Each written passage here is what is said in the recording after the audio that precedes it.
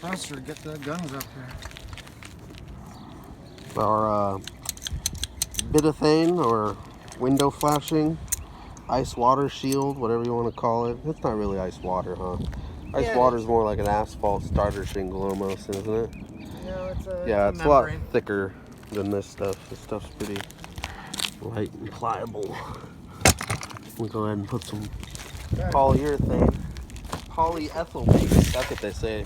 Polyethyl base. We always do material. Our corners, even though we cut them properly. We comes with butyl on the back of it, but you know it doesn't hurt. Doesn't hurt. This is a reflash here that you can stand behind. Because we've left this open before and it's been watertight like this. Tar paper is just protected by shingles from the sun, so this is already waterproof. All you're doing with roofing material is covering your tar paper from the sun, or else it would just dry out. The more you know. There you go.